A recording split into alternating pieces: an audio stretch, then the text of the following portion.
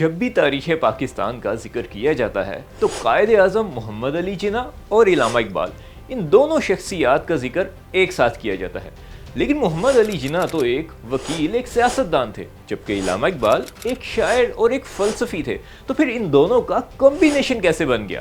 پاکستان کے قیام کے لیے یہ ایک راستے پر اکٹھے کیسے ہو گئے؟ 1920 کی دہائی میں قائد اعظم کو ہندو مسلم اتحاد کا سفیر مانا جاتا تھا، لیکن 1930 میں علامہ اقبال کے خطبہ الہ آباد نے مسلمانوں میں ایک علیحدہ ریاست کا خواب اجاگر کیا۔ علامہ اقبال کے اس خواب نے پہلی بار قائد اعظم کے دماغ میں ایک الگ ملک کے حصول کی سوچ کو اجاگر کیا، اور قائد اعظم کو اس چیز کا احساس ہونے لگا کہ کانگریس میں کیسے مسلمانوں کی حق تلفی ہو رہی ہے۔ علامہ اقبال کا ایک الگ مسلم ریاست کا ویژن قائد اعظم کو ان کے قریب لاتا گیا۔ دونوں میں خطوط کا تو تبادلہ ہونے لگا اور سیاسی ٹاپکس کے اوپر بھی دونوں میں ڈسکشنز ہونے لگیں۔ علامہ اقبال کے موٹیویٹ کرنے پر 1937 میں قائد اعظم نے مسلم لیگ کے ذریعے بر صغیر کے مسلمانوں کی کمان سنبھالی اور 23 مارچ 1940 کو قرارداد پاکستان پیش کر دی گئی۔ اگرچہ علامہ اقبال 1938 میں وفات پا چکے تھے، لیکن ان کا خواب قائد اعظم کے دل و دماغ میں موجود تھا، جسے انہوں نے 14 اگست 1947 کو شرمندہ تعبیر کیا۔ ان دونوں کا ویژن ایک تھا، نظریہ ایک تھا، سوچ ایک تھی، جس نے ان دونوں کے درمیان ایک کنیکشن، ایک مقناطیسیت پیدا کی۔ زیادہ تر آپ کی طرف وہی لوگ آپ کے ساتھ شامل ہوتے ہیں جن میں وہی اوصاف موجود ہوں جو آپ میں موجود ہو۔ آپ جتنے اچھے لیڈر ہوں گے اتنے ہی اچھے لیڈر آپ کی طرف راغب ہوں گے، اور یہی ہے لیڈرشپ کا 9واں قانون، لا آف میگنیٹزم۔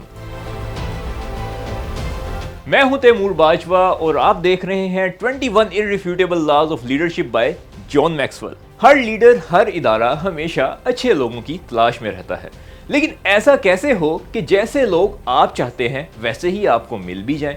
آپ کی طرف راغب کون ہوتا ہے اس کا فیصلہ آپ کی خواہش نہیں، آپ کی شخصیت کے مطابق ہوتا ہے۔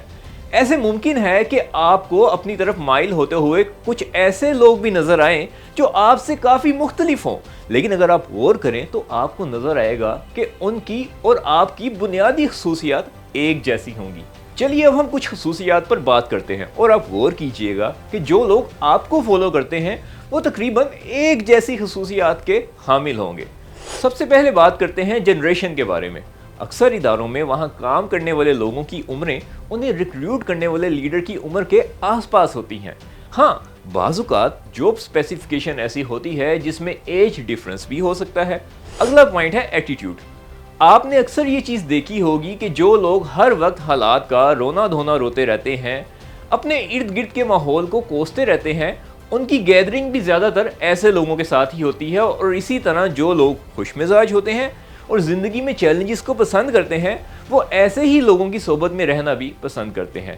شاذ و نادر ہی ایسا ہوتا ہے کہ منفی اور مثبت سوچ رکھنے والے لوگ ایک دوسرے کی طرف مائل ہو جائیں۔ اگر آپ کو لگتا ہے کہ آپ کے ساتھی منفی سوچ رکھتے ہیں تو بہتر ہوگا کہ آپ اپنے طرز فکر پر ایک نظر ڈالیں۔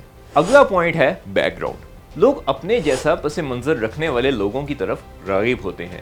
جسمانی مشقت کرنے والے عموماً ایک دوسرے کا ساتھ دیتے ہیں، اور تعلیم یافتہ لوگ عموماً تعلیم یافتہ افراد کی قدر کرتے ہیں۔ لوگ ایسے لیڈرز کی طرف راغب ہوتے ہیں جن کے ساتھ ان کی ویلیوز، ان کی اقتدار مشترک ہوں۔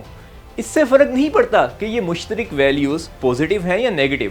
پوزیٹیو ویلیوز والے لوگ پوزیٹیو لیڈر کو اٹریکٹ کرتے ہیں، اور نیگیٹیو ویلیوز والے لوگ نیگیٹیو لیڈرز کو اٹریکٹ کرتے ہیں۔ صورتحال چاہے کچھ بھی ہو، لا آف میگنیٹزم اتنا ہی طاقتور ہوتا ہے۔ اسی طرح زیادہ انرجی رکھنے والے لوگ کسی کم انرجی والے شخص کے ساتھ ایک جگہ بیٹھ ہی نہیں سکتے۔ انہیں مل کر کام کرنے کا کہیں تو دونوں ایک دوسرے سے شدید جھنجھلاہٹ میں مبتلا ہو جاتے ہیں۔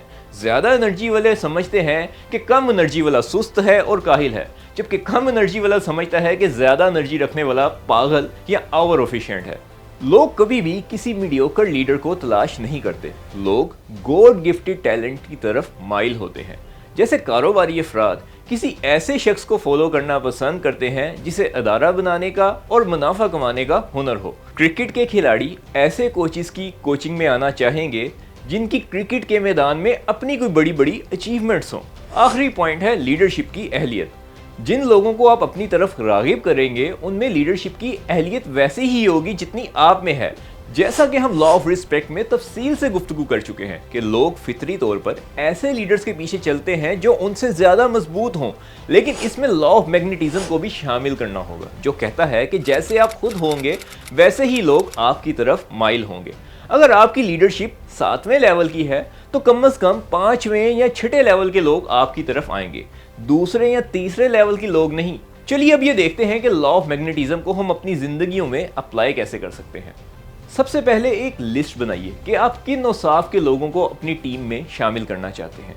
फिर सोचिए कि आपको उन औसाफ की ख्वाहिश क्यों है जो आपने फहरिस्त में दर्ज किए हैं। जब आपने उन्हें लिखा तो आपके ख्याल में आप ऐसे लोगों की बात कर रहे थे जो आप जैसे हैं या जो आपसे मुख्तलिफ हैं।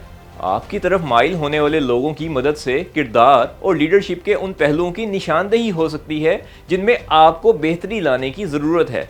लिहाजा ऐसे मेंटोर्स, ऐसे गुरु ढूंढिए जो उन पहलुओं को बेहतर बनाने में आपकी मदद करने पर आमादा भी हों और इस चीज़ की अहलियत भी रखते हों। अगर आपके पसंदीदा औसाफ के हामिल लोग आपकी तरफ माइल हो रहे हैं तो अपनी लीडरशिप की कमियों को कंपनसेट करने के लिए ऐसे लोगों को भी अपनी तरफ माइल करने की, अपनी तरफ अट्रैक्ट करने की कोशिश करें जिनकी स्किल्स आपकी स्किल्स से मुख्तलिफ हों। अगर हम इस सब को कंक्लूड करें तो सबसे पहले वो स्किल्स आइडेंटिफाई करें जो आपकी कमियों को कंपनसेट करने के लिए ज़रूरी हैं।